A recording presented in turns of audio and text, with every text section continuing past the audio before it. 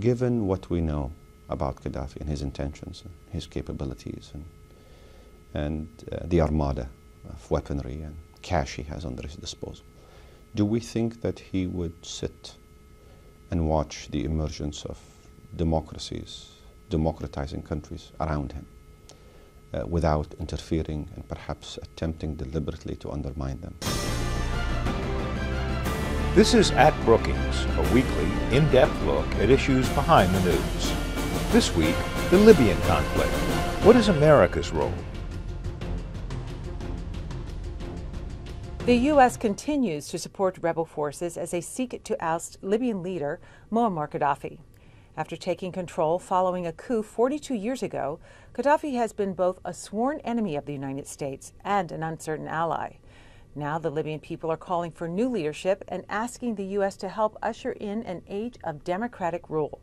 Libyan-born non-resident senior fellow Tarik Yousef says the U.S. must see this through. It would not be the first time in the history of Libya in the last 50 years that the outside world, the UN, the U.S. played a role in helping to shepherd the emergence of an independent Libya. In 1951, Libya's independence was essentially given and protected and sponsored and encouraged by the UN with the support of the outside world from day one, and until the emergence of Libyan institutions that helped essentially navigate from there on. So Libyan's memory of outside intervention in the country when it came to state building, independence protection, helping to achieve Libyan aspirations, Libyan memories are actually quite positive on this. Tarik, for many years, the United States government and many other Western powers have turned a blind eye to Muammar Gaddafi and how he ruled his country. Why now? Why is this going on now?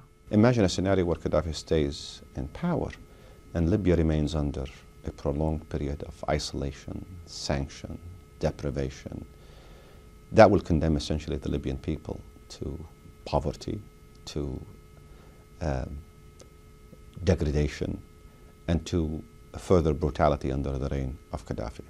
So given that we agree on the end game, it seems to most reasonable people where disagreements might exist are in the process of how you bring that about. And I'm of the mind that the U.S. does have a major role to play here, partly because I don't think the Europeans alone are capable, militarily, logistically, politically, or even on account of their historical presence and role in the region, and them being former colonial powers. I don't think the Europeans alone can help manage this process or aid this process or assist the Libyans. What does the U.S. stand to gain if Gaddafi is deposed? This intervention in Libya actually could help reproduce and remake perceptions of U.S. interventions in the Arab world and the Muslim world in the last 10 years, which have been contaminated by illegality, a sense of ulterior motives, objectives that never really panned out, and with the U.S. standing in some cases against the will, expressed will, of important segments of the Arab publics. The intervention in Libya so far has been welcome, not only at the highest level of the official establishment in the Arab world, but in the cities of Benghazi, and Misrata, and elsewhere in Libya.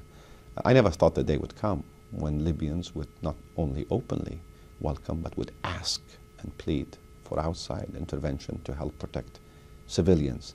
So the stakes here are important, I think, diplomatically, symbolically, politically. But Libya, let's also remember, is a major oil exporting country with vast oil resources that remain underexplored in a market that has been underserved for 30 years under a dictator. There'll be a lot of economic benefits to be had from Libya in the future. Had it not been for the Arab Spring, would Gaddafi be in the situation he's in now? I don't think there was a shortage of voices in Washington or in Western capitals that had not made up its mind that Libya's future rested in a succession from Gaddafi to his son Saif, and that this represented the best possible deal, not only for the Western world, but also for Libyans, and that the assumption was widely shared, I think, including amongst members of the educated elite on both sides, in Libya and outside, that Libya's best hope essentially rested on a transition with the Gaddafis still in charge, and possibly at the expense of more ambitious projects to achieve real Libyan national aspirations. Hence, I think the shift, this dramatic shift from embracing Gaddafi, bringing him in from the cold, and reconfiguring and repackaging him and reconstituting the image of the regime is one more reason why I think the Western world, including the US, has a moral responsibility to see to it that his departure is swift and that the Libyans are given a genuine chance of achieving their own national aspirations as they see them fit. Why are the Libyan people so willing to spill their blood? I thought 42 years had taken a toll on them and had broken them down. And many members of my own family and countrymen had sort of given up on the idea of a future of Libya without Gaddafi, or a future of Libya without Libya. And yet right below that surface of defeat and despair, there seemed to be the spirit. And I think it's the best possible hope that Libyans have. If there is a vision and a future leadership that is mature, that has the interests of the country at heart, I think Libya's best days are yet to come. Stay up to date with the latest research, learn about Brookings events, and search our directory of experts, all from your mobile device. To download Brookings for your BlackBerry, Android, iPhone, or iPad, go to brookings.edu/mobile.